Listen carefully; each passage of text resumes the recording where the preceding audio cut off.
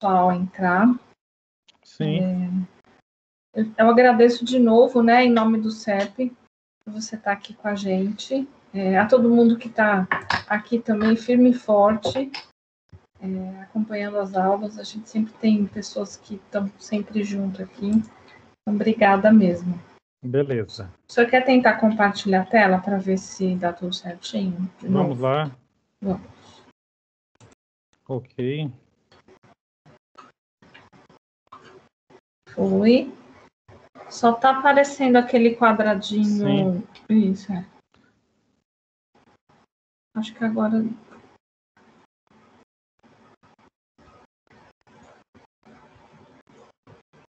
Ok. Foi aqui. Tudo certo aí? Tudo certinho. Doutor Gladson, fique à vontade. A gente deixa para discussão, para dúvidas, perguntas, mais para o final da aula. Tá bom? Obrigada. Nada. Boa noite, pessoal. Vamos falar hoje, continuando a parte de arritmia em UTI. Falamos sobre a parte supra. Vamos falar sobre as BRADs hoje. Um tema que particularmente eu até gosto muito, né? Bradicardias são comuns em UTI, né? Então vamos ver um pouquinho sobre elas. Definido bradicardia como frequência menor que 60 em adulto que não seja atleta, evidenciada ao exame físico ou eletrocardiograma. Esse, teoricamente, é um conceito pelo NH, né, que é feito já há algum tempo já. Porém, apesar desse conceito existir, a gente vê alguma discrepância, apesar que muitos cardios laudam bradicardia com menor que 60, em trabalho científico, em vários trials, a frequência cardíaca que é sempre corte é 50, né?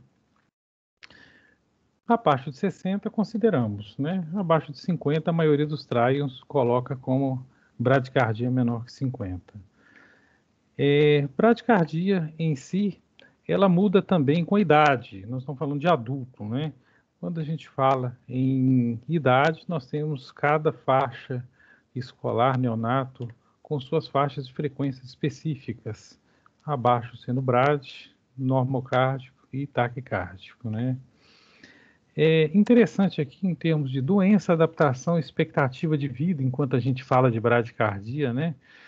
Quando a gente fala em bradicardia, nós temos aqui no reino animal, animais taquicárdicos e no reino animal, os animais mais bradicárdicos.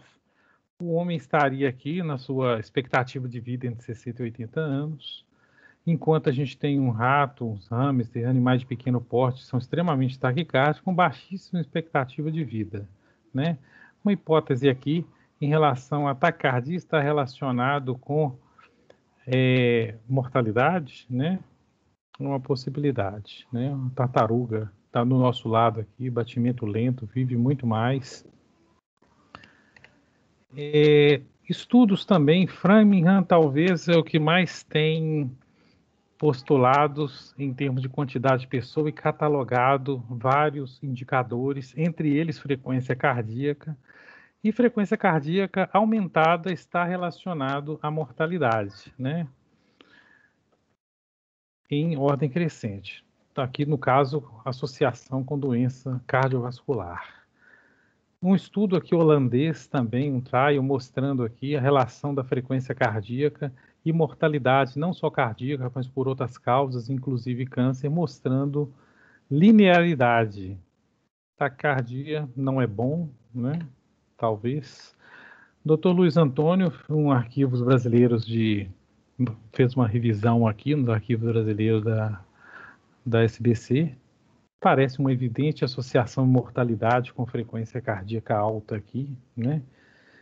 Uma dúvida final, a redução por si só, com ou sem efeito de fármacos, pode mudar a expectativa de vida, né? Talvez o fármaco, não, ou o condicionamento físico, né? Bradicardia começa a gente falando do sistema de condução, fisiologia, rapidamente aqui.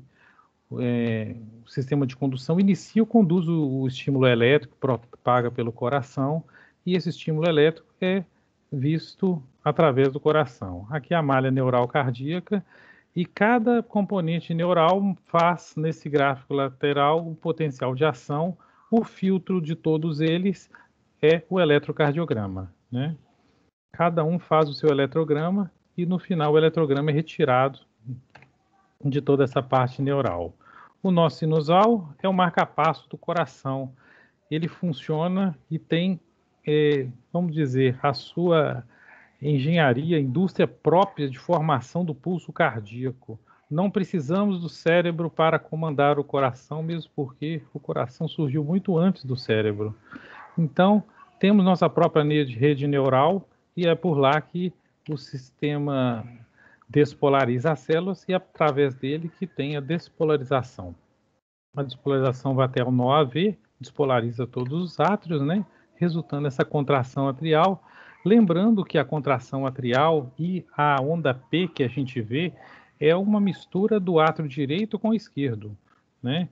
E o Gustavo até falou numa aula aí atrás as morfologias de P e de doenças de P, quando ele fala de eletrocardiograma, né? É derivado através dessa despolarização dos átrios. Nó AV aqui, retardo da transmissão do impulso. Ao trair do átrio e por ventrículo, tem um retardo na transmissão e, após ele, o impulso é conduzido até o feixe de His. Aqui também o feixe de His percorre a região do septo, se divide em seguida nos ramos direito e esquerdo, até as fibras de Purkinje, que são fibras extremamente rápidas na condução do estímulo e faz com que nós temos uma despolarização simultânea tanto dos ventrículos direito e esquerdo. Sistema nervoso simpático e parasimpático inervam o sistema cardíaco. Interessante aqui, no caso, que a resposta vagal ela pode frear bastante o coração e, inclusive, causar até bloqueios momentâneos, né? Até bloqueio total é uma possibilidade, ou bradicardias persistentes. O tônus simpático também pode aumentar essa frequência cardíaca, levando ao aumento da frequência cardíaca. Interessante notar que o tônus vagal, as fibras se inserem muito mais no nó sino atrial e no nó AV, enquanto que todos os nervos simpáticos, eles se inserem na parte ventricular, né? Causas de bradicardia, a gente pode classificá-las, primárias, secundárias. As primárias aqui, uma disfunção intrínseca ou lesão do sistema de condução, interfere na despolarização espontânea ou retarda o sistema de condução. E a secundária aqui são fatores extrínsecos que atuam no coração normal, afetando o nó sinusal ou o sistema de condução. Causas primárias aqui, a gente tem as doenças cardiomiopatias, miocardites, lesão cirúrgica, e algumas anormalidades congênitas. Atualmente, a gente tem visto muito bradicardia em UTI, miocardite é uma possibilidade, drogas é outra também, né, associada ao coronavírus. Tem sido uma realidade. Secundária, nós temos aqui, chama a atenção de hipóxia, quando a gente fala em causa de bradicardia secundária, sempre pensar em hipóxia. Aumento do tônus vagal, acidose, hipotensão, hipotermia, hipercalemia são causas, né? Não devemos esquecer de hipertensão intracraniana, toxinas, drogas, organofosforado, carbamato, opioide, succinilcolina, além dos classes bloqueadores de canal de cálcio, beta-bloqueadores, digoxina e os alfa-adrenérgicos também podem causar isto. Então, lembrando que os organofosforados, a neostigmina também é usada ocasionalmente, pode causar a acetilcolina. Chama a atenção aqui da UTI, a gente vai falar um pouquinho mais, mas benzodiazepínico, barbitúrico, Precedex, lidocaína, propofol, opioide, pode causar também bradicardia. Derivados do ergot, para enxaquecas. Antipsicótico, eu chamei a atenção do lítio aqui, mas qualquer antipsicótico pode causar, né? Bradicardia ou até arritmias. Da parte cardiovascular aqui, clonidina, metildopa, como a gente viu, antiarrítmicos, amiodarona, a própria adenosina, um bloqueador de curta duração do NOAV, a lidocaína, além dos beta-bloqueadores e bloqueadores de canal de cálcio. Exames estão aí para serem feitos, nós temos na UTI eletrocardiograma, chama a atenção da importância da gente documentar a arritmia né? Muitas vezes a gente olha no monitor, às vezes realmente não dá tempo da documentação, mas sempre que possível a gente deve documentar a arritmia até para tratamento e posterior até modificação de conduta. A documentação de arritmia são importantes aqui. O Holter, em casos que muitas vezes a gente fica um pouco na dúvida do que está acontecendo, será que é o sintoma ou não? O ecocardiograma, quando pensamos em doença estrutural associada, teste de esforço não se aplica muito à UTI, mas é uma possibilidade também. E estudo eletroinvasivo também é uma possibilidade, quando há dúvida sobre a arritmia. Ela pode ser sintomática ou assintomática. Lembrando aqui que que eu coloquei esse slide aqui para a gente ver causas de bradicardia, né? Quando ela é sintomática, nós teoricamente temos que fazer alguma coisa. Geralmente, achados clínicos atribuíveis à bradicardia ocorrem com menos de 50 batimentos. Difícil você ter um 55 de frequência cardíaca e apresentar um sintoma de bradicardia. Eu vou pensar em sintoma de bradicardia com frequência menor que 50. Dor no peito associada à bradicardia, dispneia, queda no nível de consciência, fraqueza, fadiga, tontura, síncope, pré-síncope, hipotensão postural, diaforese, congestão pulmonar e sistêmica, são sinais que podem estar relacionados aqui à bradicardia. Diagnósticos são vários. Quando a gente tem uma bradicardia, na realidade, existe um mundo, na realidade, para a gente procurar aqui de possibilidades, né? E dentro dessas possibilidades, quando a bradicardia existe, na urgência a gente tem as nossas condutas, mas quando é alguma coisa crônica, ambulatorialmente, a gente tem que pesquisar bastante aqui. Dentro da bradicardia, a bradicardia sinusal, que ocorre na UTI, por exemplo, já vi muitas pessoas tratando bradicardia sinusal. A gente tem que sempre procurar a causa dela. Não encontrando causa, nós provavelmente vamos ter problemas em inibir a bradicardia sinusal. O ataque também, né? Exames complementares aqui, o que a gente pode achar, né? As bradisinusais, pausas, bloqueios sinoatriais, síndromes Brad-Tach, além dos bloqueios atrioventriculares, né, clássicos que a gente tem aqui. Exames de laboratório, bioquímica é extremamente importante, subeletrolite pode causar bloqueios, em alguns casos aqui chagas, a critério clínico em suspeita de enfermidades infecciosas e hemoculturas, na suspeita de colagenose FAM, troponina, BNP, quando a gente pensa na parte cardíaca, pode estar isquemia ou até inflamatório, né? Eco e Holter, rapidamente, a critério aqui, no caso suspeito de doença associada. Interessante quando a gente fala em UTI, drogas em UTI, bradicardia, a gente tem que tomar cuidado com sedativos, principalmente, né? Sobredosagem da sedação, inconvenientes aqui, a depressão respiratória, hipotensão arterial, bradicardia está no meio. Estenose, aumento de tempo de ventilação, aumento de tempo de UTI, custo, impossibilidade de avaliação neurológica. Então, sedativo é uma coisa que a gente tem que pensar sobre ele, né? O sedativo ideal não mexe muito com o coração, o sedativo ideal é rápido, a duração dele não tem risco de acúmulo, o acúmulo causa bradicardia, fácil titulação desse efeito, do efeito sedativo, tem uma ação hemodinâmica boa, não tem efeito respiratório, não tem taquifilaxia ou abstinência retirada e custo baixo. Então, lembrar aqui que a sedação em si, temos que usar ela com cautela e sempre pensar em diminuir. Propofol aqui é uma das drogas que a gente usa em UTI e que é uma possibilidade de uso de causa de bradicardia, né? No síndrome de infusão do Propofol, a gente deve suspender a droga imediatamente. Pode causar bradicardia gravíssima no começo da infusão dela, né? Tomar cuidado. Propofol às vezes é usado não pensamos às vezes que possa acontecer isso. Pode, lembrando dele aqui, né?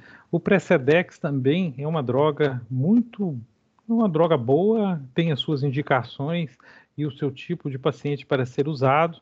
Cuidado com rebote simpático e bradicardia, né? Pode causar bradicardia principalmente no paciente idoso, né? Paciente idoso que tem bloqueio cardíaco de primeiro, né? Um BAV de primeiro, uma bradicardia, mais cuidado ainda.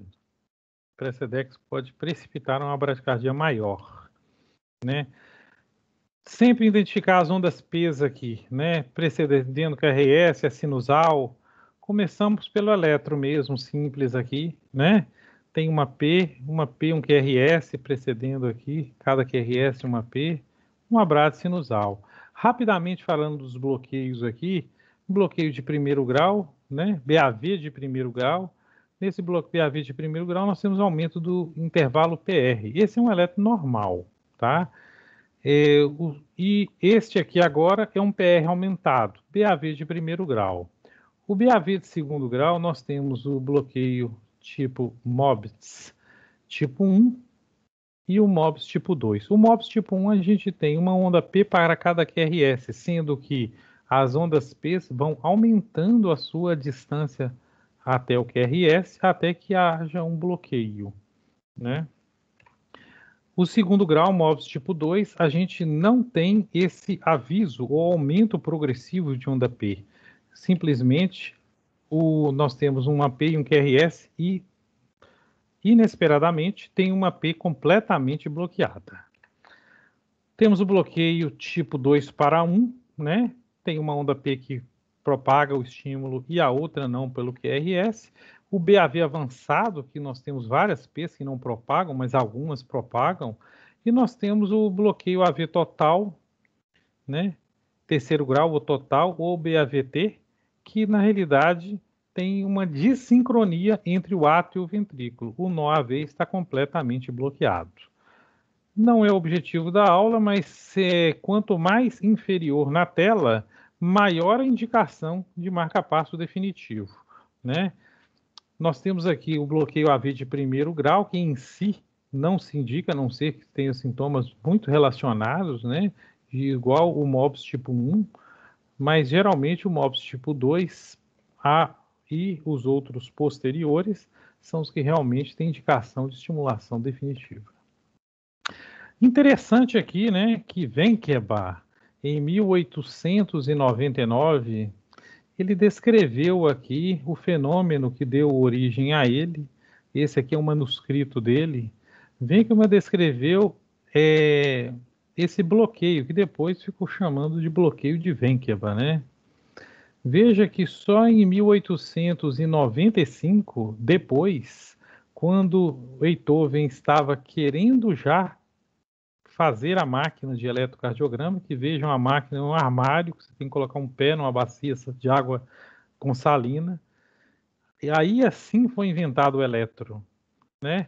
Wenckebach descreveu o bloqueio AV tipo Wenckebach, que posteriormente chamado MOPS tipo 1, antes de existir o eletro, né? Devemos chamar bloqueio de Wenckebach. Ritmo de escape ventricular, lembrar que ele existe, né? Não temos onda P aqui, mas eu queria que vocês começassem a pensar, quando vocês não veem onda P, para sempre procurar a onda P em algum lugar, né?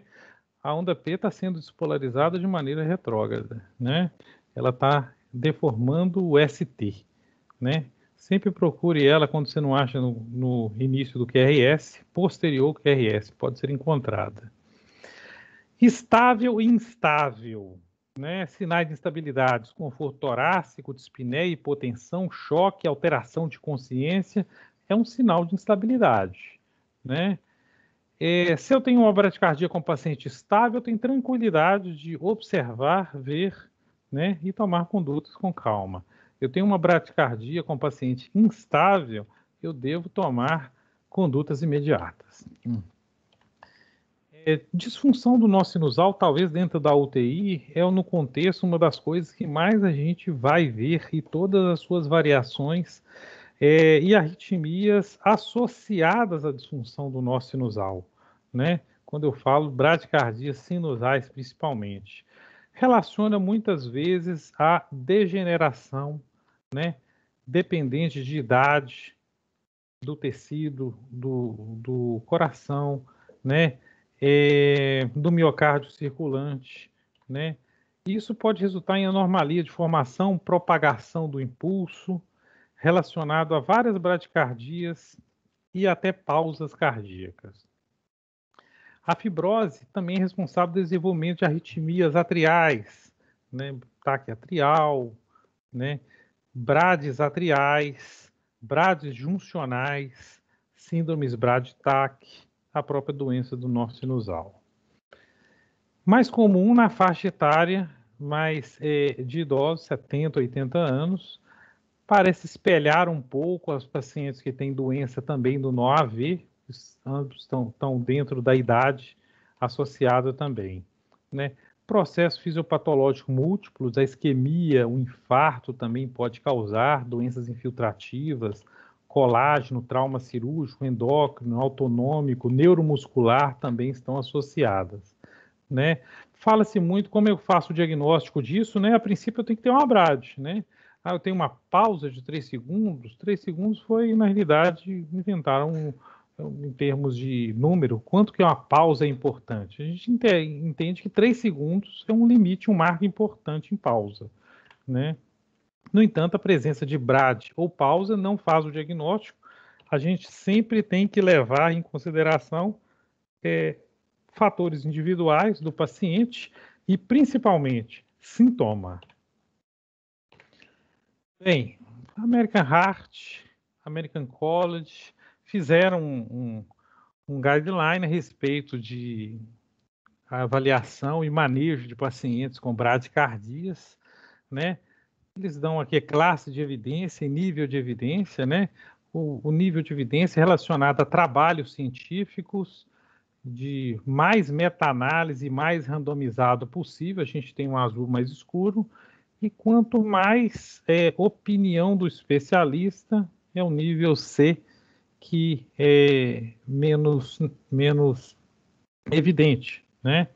Mas as classes de evidência aqui, a classe forte, a classe 1, a em amarelo é moderado, a 2B é possível, é razoável, e as classes 3 são contraindicadas, né?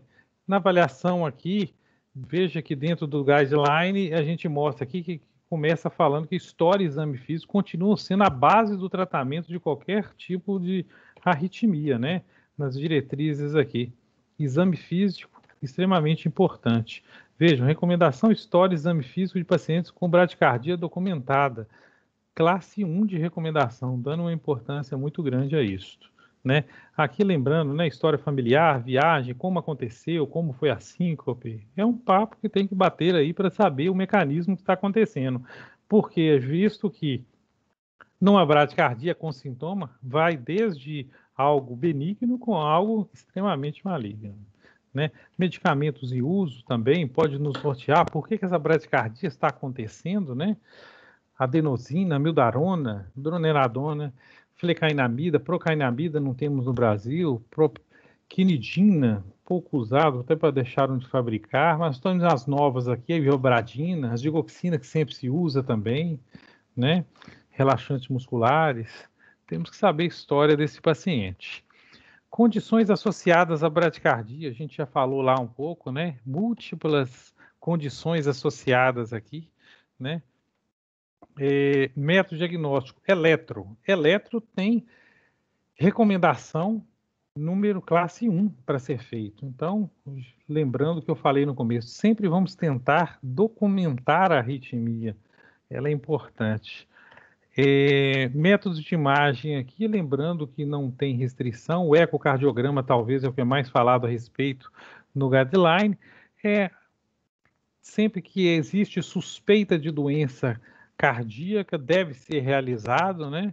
Ele coloca aqui sem benefícios no paciente que clinicamente não parece ter doença estrutural cardíaca, né? E nos assintomáticos, né? Agora, nos sintomáticos, todos têm indicação de ser feito realmente.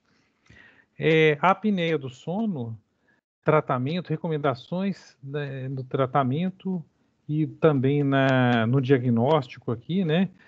Dá uma ênfase importante nesse tipo de comorbidade dos pacientes aqui, em pacientes que têm distúrbios de condução observados ou alguma situação clínica que pensamos que possa estar relacionado com a apneia obstrutiva do sono, é sempre recomendado a gente tentar fazer esse diagnóstico e o tratamento, né? Chamando a atenção aqui, bradicardias noturnas são comuns, na UTI também. Ocasionalmente acontece o paciente estar dormindo, coisa assim, as bradicardias vão acontecer. Bradicinusal é a bradicardia mais comum encontrada durante o sono, né? Parada sinusal, graus de todos os tipos de bloqueio atrioventricular, juncional, bloqueios às vezes graves, períodos de assistolia também ocorrem ocasionalmente, comuns em atletas. Veja que isso durante o sono pode não ser doença. A maioria das circunstâncias, esses eventos são fisiológicos, por estimulação vagal, assintomáticos e muitas vezes nem requerem intervenção, né? Mas chama a atenção aqui da gente saber a história clínica. Agora, aqueles que se manifestam acima da apneia do sono, ele demonstra uma maior prevalência de bradicardia relacionada ao sono e distúrbio de condução, alguns inclusive graves, principalmente durante o período de apneia. Nessas bradicardias, as bradicardias em vigílias, elas são muito incomuns, mas quando você dá uma olhada à noite no que acontece, chega a ser até catastrófico, mas geralmente são assintomáticos durante o dia e não relatam nada, simplesmente acordaram um pouco cansados, né? Nos pacientes com apneia e bradicardia relacionada ao sono, a frequência de episódios ela diminui com a pressão positiva contínua, né? E é improvável que desenvolvam bradicardia no acompanhamento a longo prazo. Geralmente isso acontece à noite relacionado à bradicardia. O tratamento da apneia não apenas vai aliviar os sintomas, né? Mas também elimina a necessidade, inclusive, alguns pacientes com pausas importantes, que pensa-se até colocar marca-passo nos pacientes. Muitas vezes, tratando a apneia do sono, você consegue melhorar essas bradicardias noturnas. Distúrbios respiratórios no sono são comuns. Muitos são assintomáticos e não são reconhecidos. São extremamente oligossintomáticos. Isso é uma observação que você deve procurar. Na prática clínica, eu vejo que tem se dado um pouco mais de importância, mas ainda é pouco em relação à quantidade que existe. A prevalência das arritmias parece aumentar a gravidade da apneia, um ciclo vicioso, né? A apneia causa arritmia, a arritmia piora a apneia. Vamos, então, lembrando aqui que o rastreamento é muito importante, porque o tratamento oferecer benefícios cardiovasculares associados. A arritmia noturna associada à apneia do sono são efetivamente suprimidas com o tratamento, né? Melhorias, inclusive, que podemos dizer que são dramáticas, né? Com o tratamento da apneia do sono. Veja que episódios de brade profunda, pausas importantes e bloqueios são reduzidos de 72% a 89% com o tratamento. Bem, falando também de tratamento de bradicardia quando a gente tem, uma possibilidade que a gente usa seria algumas drogas aqui dentro de UTI para tentar, quando sintomático, quando, né, muito comprometedor do parte hemodinâmica, a gente deve usar, né? Veja, a atropina é uma possibilidade em pacientes com doença do nó ou que estejam lá com bradicardias, né? Sintomáticas ou com comprometimento hemodinâmico, né? É uma possibilidade, né?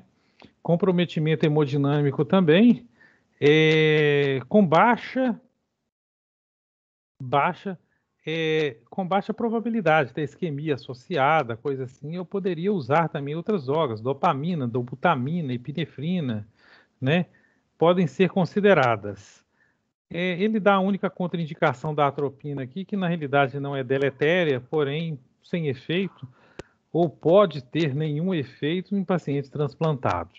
Em si, é uma droga segura de ser usada com cautela e tomando cuidado com as pessoas que se usam, tomar cuidado com o coronaropata não revascularizado, né? Tratamento da atropina, lembrando que 0,5 até 3 miligramas, né? Eu diria que eu uso de 1 a 2 miligramas na minha prática clínica, lembrando que 1 miligrama são 4 ampolas. Eu já vi, vamos fazer uma atropina, uma ampola, 0,25 miligramas, não vai ter efeito nenhum, né? Comece com 0,5 a 1 miligrama, podendo chegar a 2 miligramas, estaria numa faixa bem segura. Caso a atropina seja ineficaz, pode-se iniciar dopamina, epinefrina, né? Ou estimulação transcutânea, até que você consiga uma estimulação de maior tempo. Lembrando que a atropina tem meia-vida muito curta, né? Você vai ter um espaço de tempo aí para tentar tomar uma decisão, ou repetindo a dose, ou até colocar em bomba para você conseguir um tempo um pouco maior para conseguir colocar uma via, de repente, um transcutâneo, um transvenoso nesse paciente para estabilização, né? Aqui falando sobre bradicardias associadas a beta-bloqueador ou bloqueador do canal de cálcio, né? O beta-bloqueador, ele é comum, a gente vê bastante na prática clínica, né? O bloqueador de canal de cálcio é uma droga que a gente usa muito pouco, principalmente os cardioinibitórios, né? Diltiazem e verapamil, têm sido pouco usados. Eu, pessoalmente, já usei venoso já, de bloqueador de canal de cálcio, ele tem um bom efeito, porém ele tem um efeito um pouco, não é na hora, demora 30, 40 minutos. E eu já vi, às vezes, por pressa, faz uma ampola, não resolveu, vamos fazer outra. Vamos fazer outra com 10 minutos, com 30 está bloqueado, né? Então, usar o bloqueador venoso, quando for usar, é um pouco demorado, mas a droga é efetiva. Lembrando aqui que a gente pode usar gluconato de cálcio, infusão intravenosa de cálcio, é razoável para aumentar a frequência em pacientes com bloqueio, com bradicardias associadas a bloqueador de canal de cálcio e a beta-bloqueadores. É uma possibilidade, né? É descrito também, através do guideline, sobre uma terapia com altas doses de insulina, né? Que pode ser usado quando existe uma toxicidade grave a beta-bloqueador ou bloqueador de canal de cálcio, né? Terapia em altas doses associada à melhora da frequência, apesar de que evidências de qualidade inferior. Eu, pessoalmente, nunca vi ou tive alguma experiência nesse sentido, né? Digoxina, tem o bradicardia por associação com digoxina. Na nossa prática clínica, muitas vezes aqui, na realidade, esperar a depuração enquanto o paciente está monitorizado. Lembro aqui que existe um anticorpo né, digoxina, é uma medicação um pouco diferente aí, não tenho experiência também, mas tem uma boa efetividade para o tratamento dessas bradicardias. Lembrando que hemodiálise está contraindicado para intoxicação por digoxina, não tem efeito, não é recomendado, né? Temos aqui teofilina, aminofilina, essas coisas que ocasionalmente a gente pode usar para aumentar a frequência.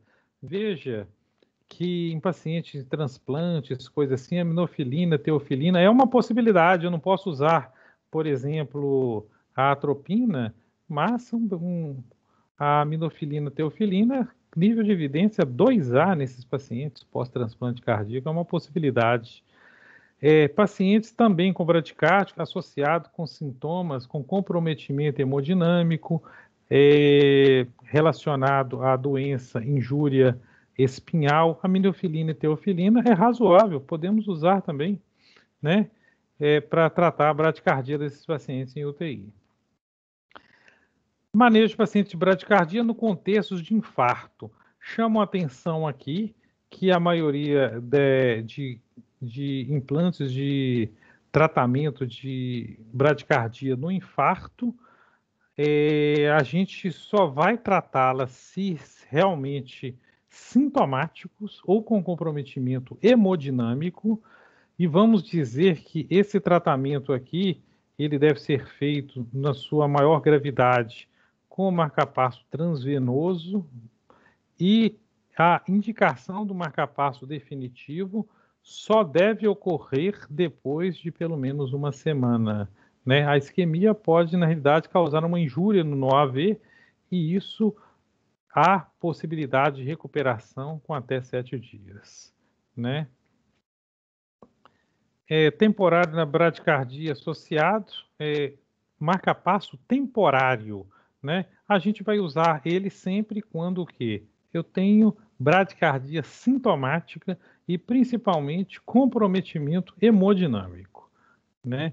Aqui temporário na bradicardia no bloqueio AV, né? A gente vai usar também nesse sentido e principalmente nos bloqueios atrioventriculares MOPST 2 ou maior associados a comprometimento hemodinâmico importante, ou frequência muito baixa com queda de débito expressivo, até a colocação do marca-passo. Veja que bloqueio AV no contexto total, no contexto de infarto agudo do miocárdio, eu devo esperar 7 dias, né? Dependendo da frequência, o comprometimento hemodinâmico, o marca-passo transvenoso está indicado para passar esses 7 dias e a partir daí tomar a decisão a partir dos 7 dias aí. No momento, nunca. Não se faz marca-passo em fase aguda de infarto. Marca-passo permanente não é o objetivo da aula aqui, mas basicamente aquelas indicações que a gente já tinha falado, né? O bloqueio, a maioria deles serão sintomáticos. O total, o MOPS tipo 2, mesmo assintomáticos, já está indicado, né? E os bloqueios sintomáticos sempre devem ser observados para a terapia de marca-passo definitivo. Falando sobre marca-passo provisório, que talvez é uma das coisas não medicamentosas que a gente pode entrar para atuar. Classificação da estimulação temporária, eu posso usar o cutâneo torácico, que é o transcutâneo, o esofágico, que é o transesofágico, o miocárdico percutâneo, o epicárdico e o endocárdico transvenoso. São todas as fórmulas que existem para estimular o cardíaco, o coração, em caso de bradicardia. Lembrar que ele existe bateria, existe frequência de pulso, impulsos por minuto, tem ajuste de sensibilidade e ajuste de voltagem de estimulação. São parâmetros que não devem sair da cabeça, né? Bem, eu tenho sempre que avaliar num paciente com marca-passo, principalmente transvenoso, local de punção, cuidados com fixação de eletrodo, gerador, conexão do eletrodo ao eletrodo, do gerador ao eletrodo temporário, tempo de marca-passo, temos que colocar tempo. Marca-passo transvenosos infectam, viram endocardite. Parâmetros, sempre avaliar parâmetros. Programação, sempre ver a programação do aparelho. Avaliar sempre o explante do aparelho, retirar ele 1 hora. Ele tem tempo de ficar. É um marca-passo provisório, ele deve ser provisório. Cutâneo torácico, ou chamado transcutâneo. Técnica não invasiva, instalação imediata. Temos disponível lá nas UTIs. Permite monitorização e desfibrilação. Uso de altas energias. Tricotomia, ela é interessante, apesar de que não vejo fazer com certa frequência. Por causa de propagação do estímulo. O pelo vai atrapalhar e você vai ter que usar muito mais voltagem para estimular do que sem negócio. Preparo da pele. Você passar um álcool éter vai ajudar muito também a diminuir a voltagem que é empregada. Analgesia e sedação, ela é necessária, né? Veja os aparelhos, temos o PET, coloca no local correto, né? Chama uma atenção aqui que não acaba aqui, né? Transcutâneo, talvez, é o marca-passo que as pessoas talvez mais têm problemas para ver a efetividade deles, né? Não é só colocar, né, o monitor associado, você tira a pá que está aqui, ela entra no monitor por uma conexão. Você vai tirar essa conexão e vai conectar a pá aos pads que são adesivos, aonde estaria a pá de desfibrilação. E vai ficar ligado diretamente no paciente. Tem o modo estimulação, que você vai ligar ele, modo estimular, ele basicamente vai ter lá frequência cardíaca, voltagem, né, de estimulação. Coloque numa frequência, claro, maior, né, 60, 70, o paciente vai estar bradicárdico, ou 90, se precisar de débito.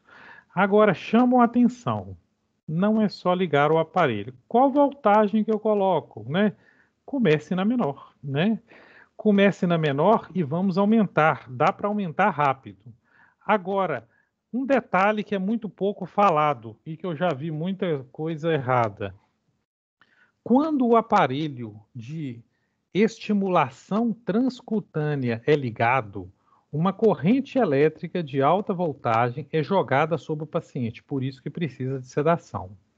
Essa corrente de alta voltagem, ela vai fazer com que o eletrocardiograma, tanto do monitor, do próprio aparelho, ou se tiver em dupla monitorização, vai sofrer uma deformação elétrica importante. Você não vai saber o que é eletrocardiograma estimulado de espícula de alta voltagem de estimulação transcutânea. Veja, que se entenderam. Na hora que o cardioestimulador vai jogar uma corrente elétrica, essa corrente elétrica vai bagunçar a parte elétrica dos monitores. Às vezes é, inclusive, muito difícil você saber se está comandando ou não está comandando. Como você fica sabendo isso de maneira fácil? Duas possibilidades. O paciente está com pressão invasiva, você vai olhar a frequência do pulso arterial, é o melhor, padrão ouro. Não tem pressão invasiva, você vai olhar o pulso da pletismografia do oxímetro, a frequência de pulso mecânica. A frequência de pulso mecânica, ela não se interfere na elétrica. Se você for se guiar por frequência elétrica, você vai errar. Seguir pela frequência mecânica para aumentar a voltagem e conseguir o limiar de estimulação cardíaca. Quando você atingir na frequência do oxímetro ou da pressão invasiva a frequência cardíaca desejada, você está no seu limiar. O ideal é você aumentar isso aí em 20% a 30% para ficar acima desse limiar. E aí é uma ponte para você depois fazer algum outro procedimento, um transvenoso, se for o caso, né? Lembre-se, o oxímetro é extremamente importante no paciente quando tem estimulação através de técnica cutâneo-torácica, marca-passo transcutâneo. Estimulação transesofágica é uma possibilidade pouco usada, mas ela existe. Não necessita fluoroscopia, propedêutica, não tem muitos cuidados com infecções, né? Eletrodo no esôfago e pode ser estimulado o coração no eletrodo próprio, não é qualquer eletrodo que faz isso, né? Eu já vi fazer. Miocárdio percutânea, agulha de punção. O pessoal pegava uma agulha e fazia uma punção direta ao coração para poder estimular. Técnica está em abandono, risco e complicações muito grandes, mas existiu já. A epicárdica ela é feita no intraoperatório de cirurgia cardíaca, em que eu coloco o eletrodo 1 centímetro, né, do metal dentro da parte cardíaca, né? O metal tem que estar descascado dentro do músculo para poder fazer seu efeito. Transvenoso, acesso venoso profundo, técnica normal de acesso venoso vascular. Catéter guia. São eletrodos bipolares, cardioscopia, eco, eletroencavitário, são possibilidades na passagem dele, né? Vamos passar o marca-passo transvenoso na hemodinâmica, bem mais fácil, sem visualização direta, né? Às vezes não dá tempo, né? Pode passar às cegas, ou o intracavitário pode ajudar de alguma forma. Não é meu objetivo a gente falar passo a passo aqui, mas é possível, por intracavitário, a gente chegar até o coração, né? Esse aqui são os kits, né? A gente tem esse kit disponível aqui no hospital. Esse aqui, um verde e um outro mais antigo, que eu já vi. Você pode ver aqui um jacaré, que se coloca esse fio vermelho e preto. é uma extensão na realidade. Ele não é obrigatório, é uma extensão na realidade para não ficar muito pouco fio perto, pode qualquer motivo sair. Então esse vermelho e preto é uma extensão mais por segurança, só para vocês entenderem, né? Acesso profundo, bipolar, cardiopatia, o eco, o eletrodo deve ser colocado na ponta do ventrículo direito. Raio-X aqui, ó, veja, o letra A muito introduzido, veja, que está forçando a parede lateral do ventrículo direito aqui, pouco introduzido na letra B, ele está pendular, pode sair facilmente. O letra C na ponta do VD com uma curvatura razoavelmente, né? Boa curvatura. E o letra D, que não está errado, é uma posição subtricuspídea, que é uma possibilidade também. Várias coisas podem causar problemas no marca-passo, né? Agora, principalmente aqui, eu chamo cuidado de duas coisas, né? Primeiro, o jacaré nos fios de marca-passo preto e vermelho. Esses fios devem ficar separados. Coloca um micropore separando eles e colocando para que isso não escape daqui, entendeu? Não pode escapar esse fio. Se escapar, o coração para, entendeu? O problema é esse. Então, um fio não pode encostar no outro, tem que ser sistemas separados. E outra, isso aqui não pode se soltar. Então, um esparadrapo é um ótimo para colocar aqui, mas coloca de um jeito que você consiga abrir rápido, caso precise. Entendeu? Outra coisa que chama bastante atenção, o curativo do marca-passo, uma parte dele tem que ser feita pelo médico. Veja nesse senhor deitado que tem uma voltinha próximo aqui à entrada que foi feito aqui provavelmente na jugular, mas ele colocou perto do ombro duas voltas para depois ele sair. Isso aqui é uma alça de segurança. Você deve, depois que implantar ele, sempre fazer essa alça de segurança e colocar um esparadrapo sobre ela. Por que você vai fazer isso? Porque se o fio puxar, ele tem que puxar a alça de segurança. Ele não tem que puxar o fio que está dentro do coração, senão para a estimulação. Essa alça de segurança é extremamente importante na colocação de um marca-passo transvenoso. Eu, pessoalmente, uso e faço sempre quando eu tenho alguém.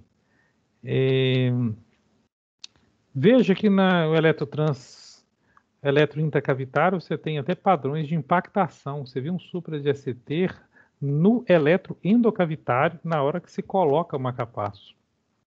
É um supra de corrente de lesão de impactação, não tem nada a ver com infarto, né? Mas é um modo também, além de o caminho, você vê que impactou o eletrodo, né? Aqueles eletroendocavitários que eu tinha mostrado. Vamos lá para os ajustes mais importantes. Temos que saber ajustar isso aqui. Esse aqui é o que nós temos no hospital. Nós temos aqui a letra A e a letra V. Nós não vamos usar a letra A, que é átrio, nós vamos usar a letra V, que é ventrículo, né? Rate, frequência que você quer. 80 é bom para começar para quem está bradicárdico, né? A output é átrio, a voltagem de despolarização do átrio. Nós não vamos usar o átrio. Esse botão número 2 aqui, vocês não vão usar. V output é a amplitude de pulso de estimulação do ventrículo. Esse terceiro a gente vai usar, né? Teoricamente, a gente começa com uma voltagem maior, uns 10 mA, está razoável para começar. Embaixo aqui nós temos o circuito de sensibilidade, que poucas pessoas entendem, mas é importante entender, né? Vamos lá falar somente sobre sensibilidade, né?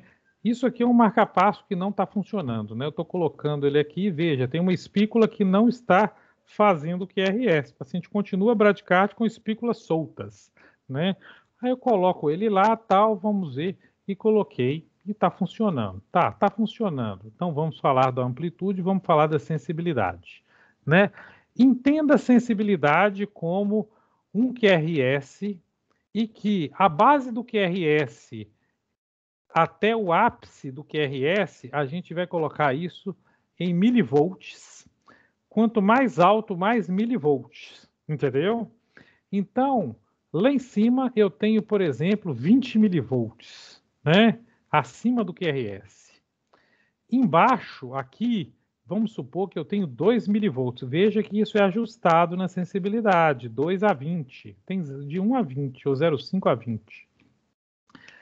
Bem, qual que é o problema de eu ter 20 de sensibilidade? Eu estou acima dos QRS. Provavelmente eu não estou enxergando o QRS. O marca-passo vai estimular de maneira assincrônica, podendo jogar uma R sobre a onda T e causar uma fibrilação ventricular. Quando eu estou em 2 milivolts, qual que é o problema de 2? Eu estou enxergando não só QRS, eu estou enxergando onda T também e às vezes uma onda P. Quando eu estou com a sensibilidade muito baixa, na realidade alta, próximo aqui, né? Eu, na realidade, posso ter confusão. O marca-passo vai contar T, P ou T como frequência cardíaca e não vai estimular. Você vê, mas como não está estimulando? Eu coloquei 80. A sensibilidade está muito na parte de baixo aqui. Eu vou ter que ir aumentando a sensibilidade até que o marca-passo fique assincrônico para ver o limiar da sensibilidade. Então, nunca deixe muito baixo ou muito em cima. Coloque uma média aí de 5 a 10 de milivolts para depois calcular a sensibilidade e usar a metade para você pegar o ideal, que é o meio do QRS. Essa é a melhor sensibilidade, que você enxerga o QRS, né? Como que a gente chega a isso? Para ajustar a sensibilidade, só ver sensibilidade o que se sente. Paciente com frequência menor que 30 não dá para fazer. Então, deixa a frequência ao mínimo, 30. O paciente vai escapar com 40 batimentos. Escapou. Eu começo com a sensibilidade de 2 e vou aumentando. Vou aumentando. E ele vai bater nos 40 dele. Vai chegar uma hora que eu vou ultrapassar a ponta do QRS e a sensibilidade não enxerga o QRS. Neste momento, o marca-passo vai jogar espículas de 40 batimentos por minuto, porque ele não está enxergando as 40 do paciente. Acredito que deva ter entendido isso aqui, né? Isso aqui é um eletro de marca-passo, né? Não funcionando por falha de comando, né? Veja, tem uma espícula que não gerou QRS. Como que eu resolvo isso? Eu aumento a voltagem, o output ventricular, né? Output ventricular. Ou, se estiver no lugar certo, claro. Se não tiver, eu vou ter que reposicionar o eletrodo. Qual outra possibilidade disso? Né? Outra possibilidade que é o quê? O fio soltou, né? Ele saiu da posição correta. Tem várias coisas que tem que ver em todas as conexões do marca-passo. Veja aqui, síncope e dor, né? É uma possibilidade, né? Veja, isso aqui foi gravado no looper, implantado, mas é um paciente que estava com síncopes frequentes e tal, e foi visto isso aqui, né? Interessante. Qual que é a comorbidade associada? Nevralgia de forte intensidade. Veja que dor pode desencadear bradicardias graves, neuromediadas, né? Tratamento desse paciente aqui foi carbamazepina e depois o tratamento da nevralgia dele, né? A carbamazepina reverteu completamente isso aqui, né? Brilinta e bradicardia. Lembrando, a gente mexe muito com brilinta, né? Tem vários relatos aí de pausas ventriculares exacerbadas por ticagrelor. Paciente com risco aumentado de bradicardia, que tem doença do nó, sem marca-passo implantado, ou um BAV, eles foram excluídos do estudo por causa desses relatos. Lembrando que bradicardia não combina com brilinta, né? Síndrome Brady-Tach é uma doença do nó sinusal avançada aí. Veja, eu dou remédio para melhorar ataque e causa uma brade violenta, né? Isso aqui não tem como tratar com remédio. Isso aqui é implante de marca-passo, né? Um outro aqui, né? Um padrão, a síndrome Brady-Tach, parece que o paciente nem vai voltar, mas ele voltou depois fazendo TAC, olha que interessante. Gravíssimo também, né? Brady-Tach grave, indicação de marca-passo também. Bradicardias em UTI aqui, interessante isso aqui, né? Pena que não dá para interagir rapidamente, vou ter que contar, mas esse paciente estava na UTI por causa de um AVC, né? Já vi isso aqui, interessante.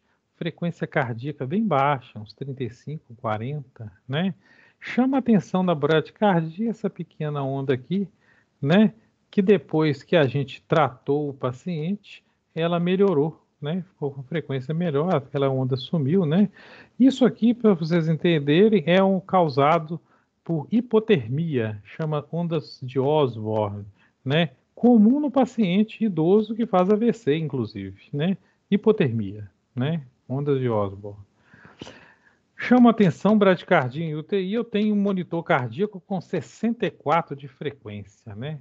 Beleza, ótimo. Aí eu tenho aqui uma despolarização que na curva do pletismógrafo da saturação eu tenho a deflexão de onda mecânica, né? Logo após eu tenho uma extrasístole, que como ela é frequente, eu chamo de bigevinismo ventricular. Veja que essa despolarização ventricular precoce, ela não gera onda mecânica. E outra, não deu tempo de encher o coração, a pressão ali não vai ser suficiente para abrir a válvula aórtica, e isso não tem pulso, entendeu? A frequência de pulso do paciente é 32, entendeu? Isso pode acontecer.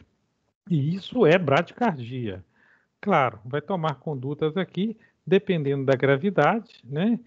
E ao mesmo tempo, procurar a causa que está causando isso. É medicamentoso? É distúrbio eletrolítico? É isquemia? É intoxicação medicamentosa? Né? Temos que saber o que é isso. Mas é bom saber que essa frequência é baixa. Isso pode causar sintoma ou não, né? Claro, causando sintoma, vamos fazer as coisas para relacionar. É muito individualizado o tratamento disto, né? Primeira coisa é tentar descobrir a causa dessa extrasístole, né? Eu vou usar um agonista adrenérgico para aumentar a frequência. Pode ser usado, né? Aí eu vou usar antiarrítmico para melhorar isso. Pode ser usado com cautela. É muito da história clínica do paciente, da cardiopatia de base ou do que você está fazendo. Temos que ver com calma isso. Às vezes, você usar uma amiodarona aqui, você pode limpar isso, mas você pode bradicardizar também muito mais, né? Tomar cuidado. Ao tomar uma conduta terapêutica num caso desses, comece devagar e observe passo a passo, entendeu? Mas tente procurar a causa disso também, né? Bem, em bradicardia de UTI, eu tenho esse eletro aqui, que inicialmente parece um eletro normal, mas chama atenção, e eu queria abrir aqui também, que bradicardia, apesar de ser um problema, ela também pode aumentar o QT. Nesse caso aqui, é uma síndrome de QT congênito, né? QT aumentado está relacionado com arritmia ventricular grave, no QT longo congênito principalmente, o adquirido também, né? Mas lembre-se, quando a gente vê bradicardia, do QT dos pacientes também, né? Não só com brad, mas quando tem brad, ficar de olho nela, né? Veja aqui, por exemplo, um QT por sotalol, um QT extremamente aumentado aqui, né? Um R sobre T, fibrilou, né? Bradicardia, apesar que a fórmula de Basset ela corrige também pela bradicardia, o QT aumentado aumenta o período refratário. E o período refratário aumentado, ele pode predispor à arritmia também, né? UTI bradicardia. Interessante que já aconteceu algo comigo com um eletro semelhante, né? Eu tenho um paciente que, não na UTI, mas já aconteceu eu monitorizar um paciente na urgência com essa frequência, 35, né? Eu estou com 35 de frequência sinusal. Interessante que ele não me procurou, não foi por nada cardíaco, né? Ele me procura por causa de uma dor de cabeça, né? Um resfriado. Isso fora da época de Covid. Veja que isso pode acontecer em até um grau maior. Eu estou com 29 de frequência, né? O que eu vi estava mais ou menos 30, 32, né? Tranquilo e assintomático. Isso é possível, isso não é doença, isso inclusive é seguro quando eu estou falando que isso é um atleta de alto rendimento, né? Ocasionalmente até assusta, você fica querendo dar um remédio, mas isso é o normal de uma frequência de um atleta de alto rendimento de repouso. Não merece tratamento, veja como a história clínica desse paciente é importante. Meu muito obrigado, né? Tentei falar alguma coisa aqui sobre UTI e bradicardias, né?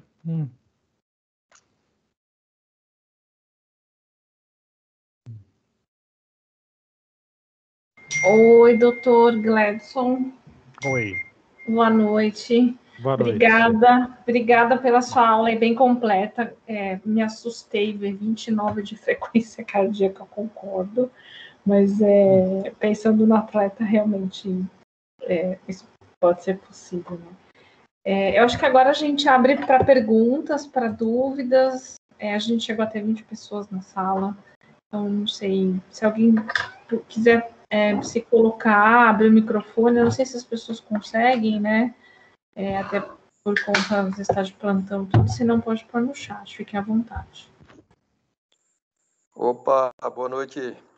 Noite. Gladson, Eu. parabéns, rapaz. Excelente apresentação, muito boa. Valeu.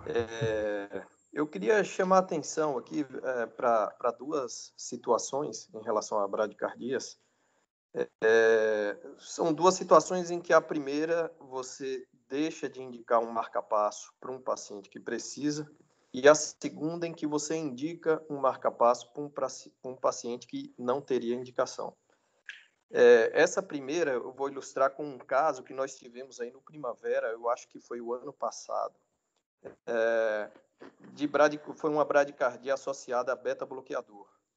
Um paciente foi admitido no setor de urgência com BAVT e ele usava, na ocasião, não me lembro se era 50 ou 100 miligramas de metoprolol. Foi passado um marca-passo provisório transvenoso, o paciente foi para a UTI. Eu perdi o acompanhamento desse paciente, mas fiquei sabendo depois que o BAVT dele reverteu com a suspensão do beta-bloqueador e esse paciente teve alta, sem marca-passo.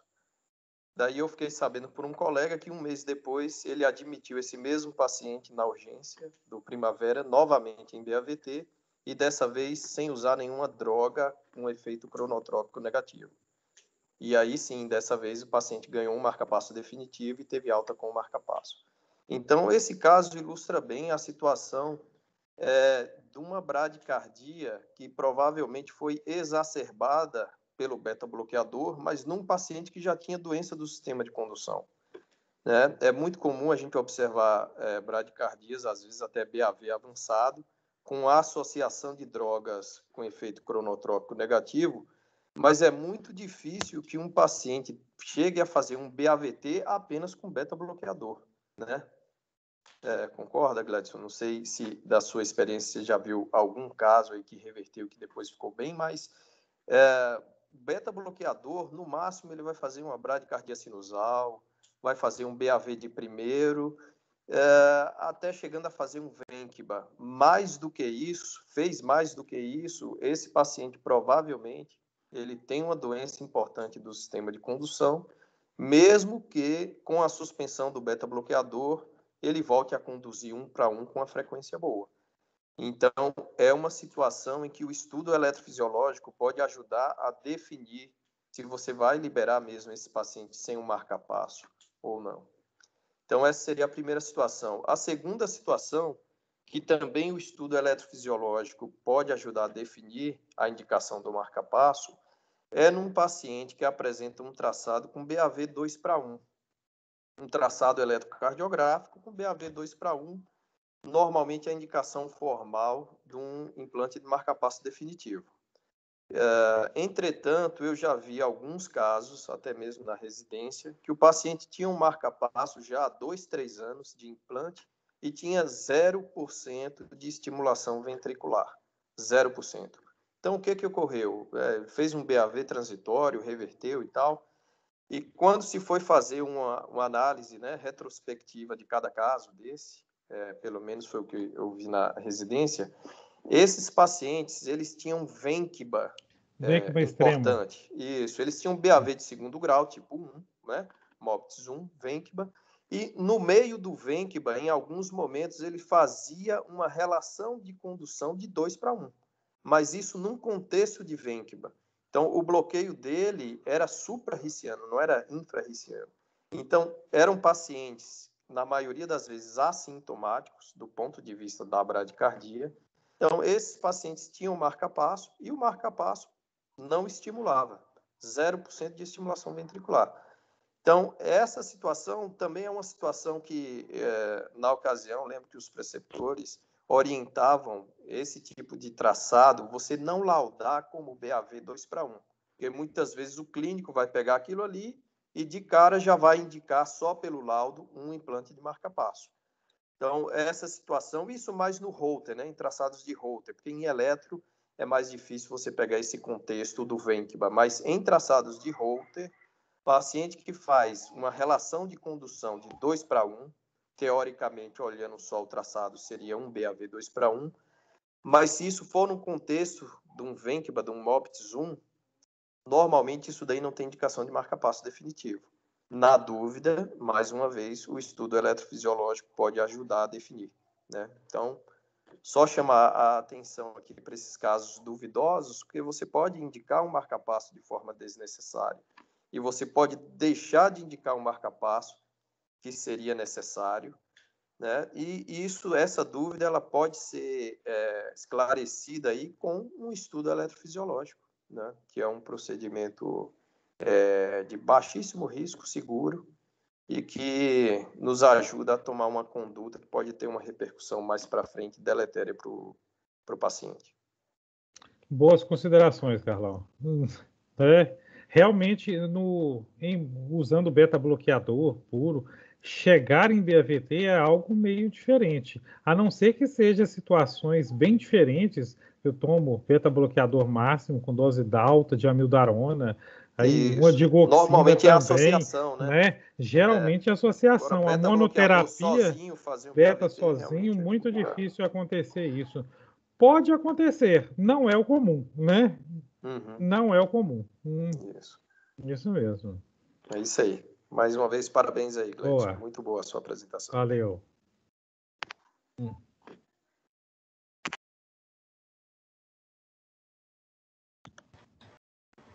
Pessoal, alguém teria mais alguma pergunta, alguma colocação?